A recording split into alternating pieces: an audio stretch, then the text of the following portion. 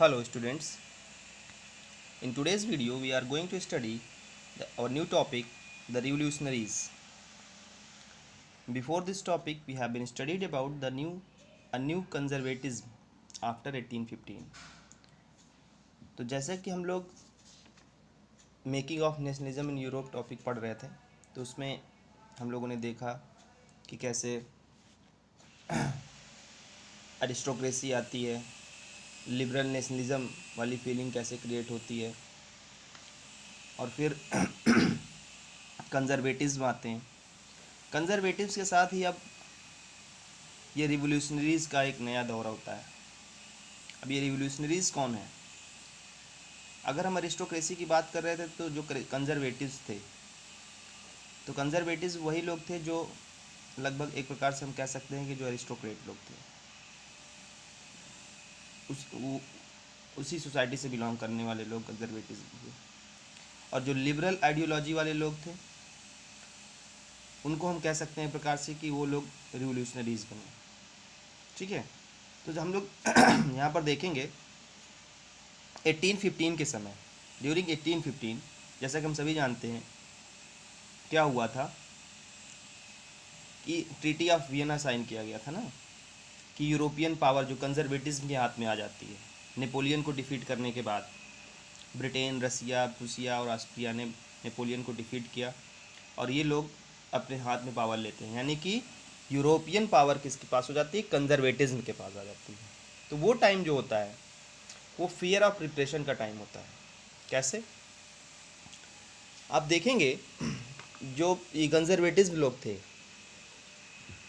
ये लोग क्या करने लगे कि इनको जितने भी अपोज करने वाले लोग थे, भाई जैसे लिबरल आइडियोलॉजी वाले जितने भी लोग थे, इनको इन कंजर्वेटिव्स को पसंद नहीं करते थे कि मतलब फिर से मोनार्की सिस्टम इस्टेब्लिश्ड हो गया, तो इनको एक प्रकार से अपोज करने वाले लोग। तो ये लोग क्या करने लगे? भाई पावर किसके पास थी? कंजर्वेटिव्स के पास थी। कंजर्वेटिव के पास पावर होने के कारण ये लोग क्या करते थे कि इनके जितने भी अपोजिशन के लोग थे सबको पकड़ पकड़ के मारने लगे, पनिशमेंट देने लगे, जेल में डालने लगे। तो एक डर का माहौल बन गया। ठीक है, किसके लिए? ये जो लिबरल आइडियोलॉजी वाले लोग थे, जो उनको अपोज करने वाले लोग थे, तो ये लोग क्या किए कि भाई एक प्रकार डर की वजह से ये अंडरग्राउंड हो गए। जितने भी लिबरल नेशनलिस्ट थे ये सब अंडरग्राउंड हो गए, छिप गए कि भाई एक फियर का, एक डर का माहौल क्रिएट होगा नहीं, कंजर्वेटिव्स के पास पावर है, ये लोग सबको मार रहे हैं पकड़ पकड़ के, जितने भी इनके अपोजिशन वाले लोग हैं। तो भाई अंडरग्राउंड तो हो गए, लेकिन अंडरग्राउंड के होने के साथ साथ उसी समय यूरोप में एक नई चीज़ें चल रही थी। क्या? Secret societies. अब ये सीक्रेट सोसाइटी क्या है? जितने भी लिबरल आइडियोलॉजी वाले लोग थे, ये लोग क्या करने लगे उस समय? फ्रांस मतलब यूरोप में जितने भी ऐसे लोग थे उन लोगों ने क्या किया, ये जो कंजर्वेटिव्स के जो गवर्नमेंट थी, इनके पास जो पावर थी, इनके अगेंस्ट एक सीक्रेट सोसाइटी क्रिएट करने लगे, चोरी छुपे एक सोसाइटी बनाने लगे। वो सोसाइटीज़ किसकी थी? रिवोल्यूशनरीज़ की थी। ठीक है, इस सोसाइटी का उद्देश्य क्या था? Committed to oppose monarchies and establish after Vienna Congress. इसका क्या उद्देश्य था कि मोनार्की को अपोज करना, and fight for liberty and freedom, liberty और फ्रीडम के लिए लड़ाई लड़ना और मोनार्की को अपोज करना। तो इसलिए सीक्रेट सोसाइटी बनाई जाने लगी। ठीक है,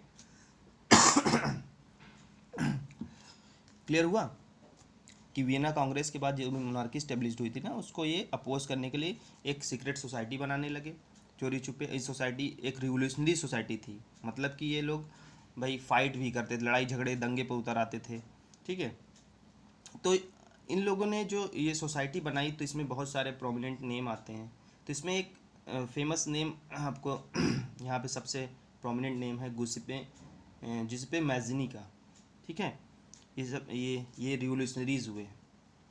जैसे कि हम याद है कि जैसे हमारे देश में क्या है, तो अंग्रेज़ों का शासन था, तो क्या था, बहुत सारे क्रांतिकारी भी हुए, जैसे भगत सिंह, चंद्रशेखर आज़ाद। तो ये सब प्रोमिनेंट रिवोल्यूशनरीज के नाम से जाने जाते हैं।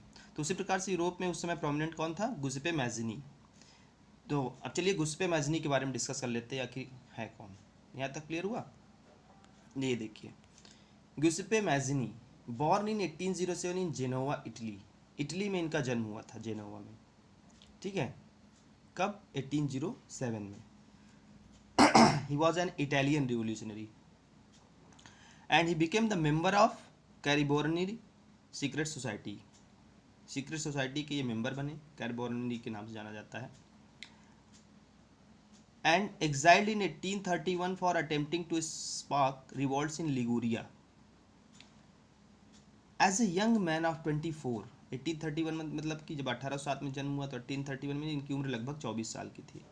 He was sent into exile. उनको देश निकाला कर दिया गया। एग्जाइल का मतलब देश से बाहर कर दिया गया। क्यों? Because he was for attempting a revolution in Liguria. एक लिगोरिया जो कि वहीं इटली, जेनोवा का पार्ट है, इटली का पार्ट है, तो वहाँ पर ये एक रिवोल्यूशन अटेम्प्ट कर रहे थे, मतलब एक सीक्रेट सोसाइटी फॉर्म कर रहे थे। रिवॉल्ट की बातें चल रही थी कि अपोज कंजर्वेटिव्स को अपोज की बातें चल रही थी, तो कंजर्वेटिव्स को पता चल जाता है, उनको देश से बाहर निकाल दिया जाता है, ठीक है। जब देश से बाहर निकाल दिया गया इनको, तो he subsequently founded 2 more underground societies. उसके बाद भी इन्होंने 2 सीक्रेट सोसाइटी क्रिएट की बाहर, मतलब यूरोप के मतलब जैसे इटली में थे तो इटली के बाहर दूसरे कंट्री में, जैसे कि कहाँ पर? मार्सलीज में। मार्सलीज में क्रिएट किया यंग इटली। यंग इटली कहाँ पर क्रिएट किया? मार्सलीज। यंग इटली के नाम से सीक्रेट सोसाइटी बनाई मार्सलीज। मार्सलीज कहाँ है? फ्रांस में। याद है आपको?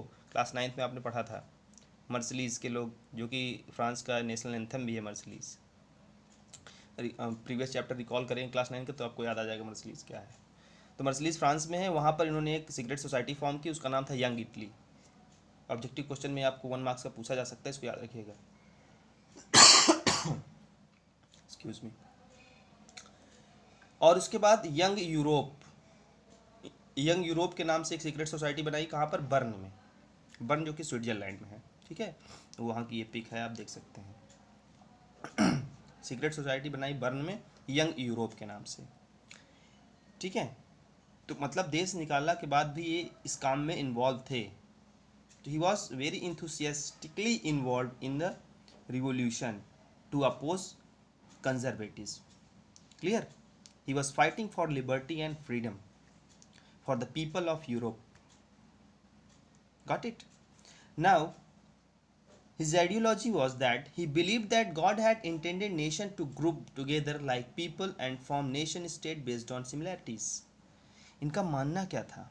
इन्होंने इनका भाई ये भी एक 1 मार्क के क्वेश्चन में पूछा जा सकता है कि क्या मानते थे। इनका मानना ये था कि जैसे भगवान भी चाहता है, इनका ये कहना था कि भगवान भी चाहते हैं, भगवान ने एक यूनाइट नेशन बनाया है, तो उसको हम टुकड़ों में क्यों बांट रहे हैं?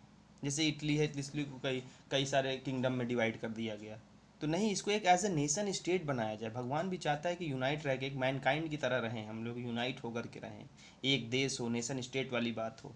तो जब ये भगवान चाहता है तो हम लोग क्यों अलग कर रहे हैं? तो इनका ये ऐसा कहना था।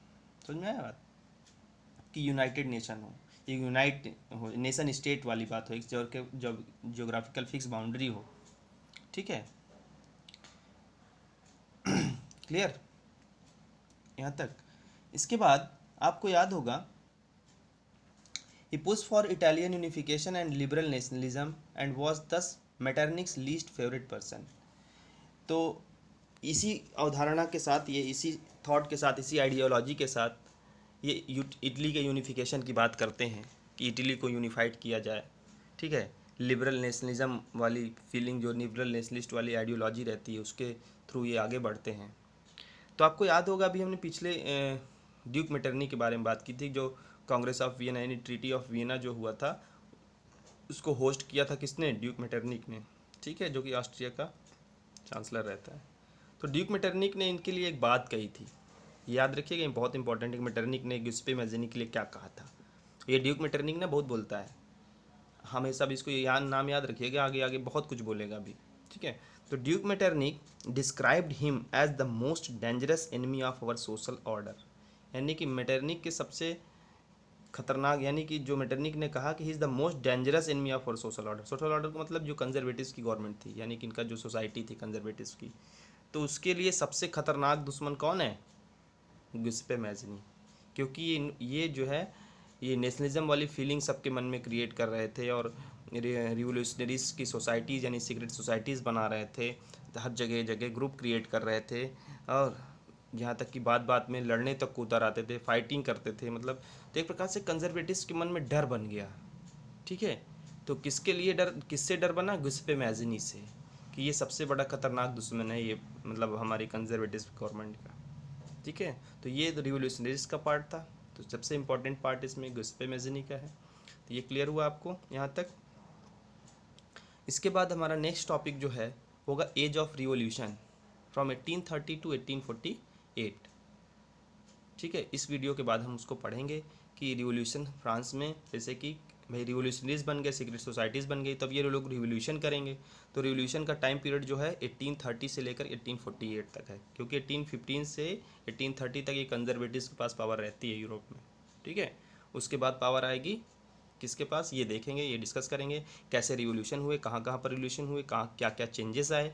ठीक है, क्या क्या बदलाव देखने को मिले, कहाँ से रिवोल्यूशन स्टार्ट हुआ, ये हम लोग नेक्स्ट वीडियो में, नेक्स्ट टॉपिक में डिस्कस करेंगे। इससे रिलेटेड जितने भी पॉइंट्स हैं आप इसको नोट कर लीजिएगा, नोट्स में तैयार कर लीजिएगा, क्वेश्चन प्रिपेयर कर लीजिएगा। Okay, thank you.